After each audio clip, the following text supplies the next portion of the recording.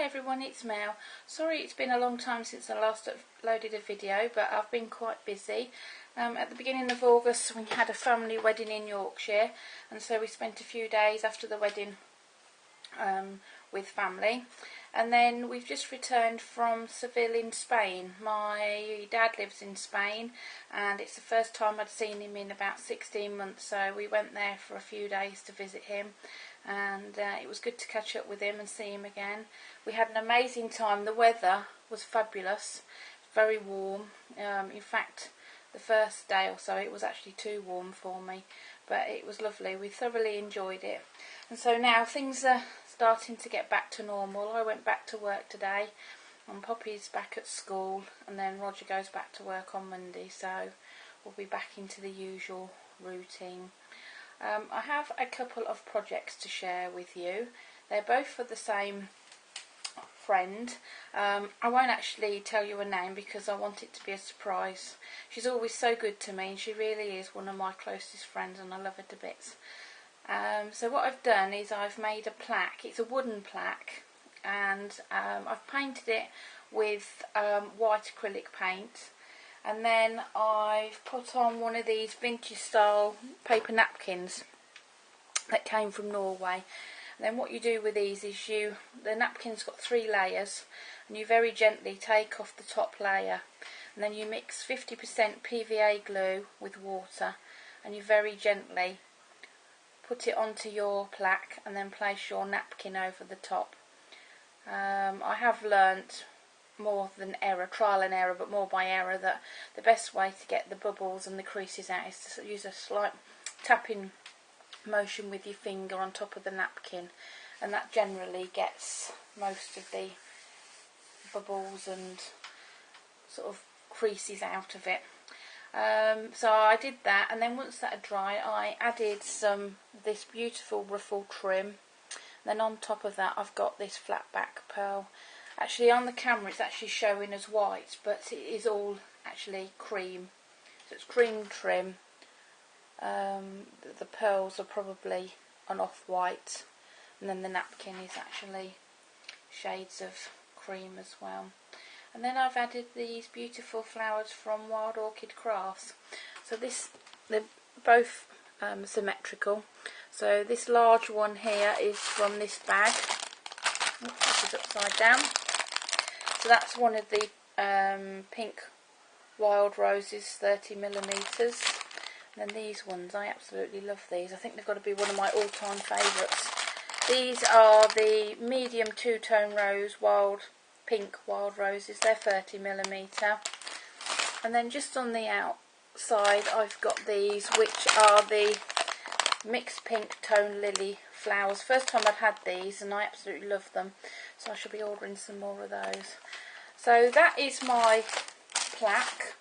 Quite simple but very, very pretty, and my friend is a big fan of pink and vintage, so I know she's going to love that.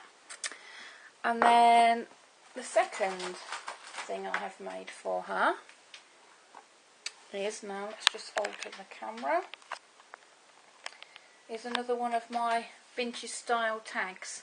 I made one of these for a tag challenge, and I've done exactly the same, but I've changed the colour combination this time. So what I've done is I've taken some cardstock, and then I took a piece of white card and I ran it through my Cuttlebug using the Couture Vintage Dressmaker die. No I didn't, I'm telling you wrong. I took the white card and I stamped using a Tim Holtz. It's from the Papillion stamp set, so I stamped the script stamp all over it. Then I put it inside the embossing folder and ran it through the Cuttlebug. And then I just took Tim Holtz Distress ink, which I think is sugar, I think it's called Sugar Sponge, I'm not sure, in any case the light pink one, and I rubbed it over the embossed image, and that just brought that out. And then I've got a star, I'm not sure what it's called, but it's a Stickles pen, Stardust I think it's called, and I've just ran it through the little buttonholes and the necklace. And then down on the bottom here I've put a piece of vintage style lace, some ruffled trim and some flat back pearls, and then the flowers are the same flowers that I used on the plaque, with the exception of these two beautiful white ones, which are from this, they're spare parts, and this was part of a fabulous rack that I received from my friend Susan, who's in the States. So I used those two there, and then I've got a key, and I think the key was also part of a rack from my other lovely friend Carol, who's in the States. So thank you, ladies, I really appreciate you sending me these fabulous goodies for me to put on my projects. Up in the corner we've got some flat back pearls, 3 different sizes, and we've got a resin, that's by Pandoro, a resin corner.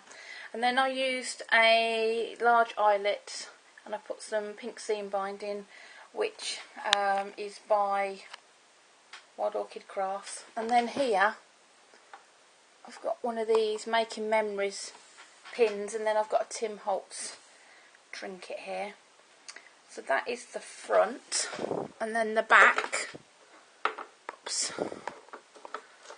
Now I'm not sure that this is going to stand up, so I'll probably have to hold this, it might be easier.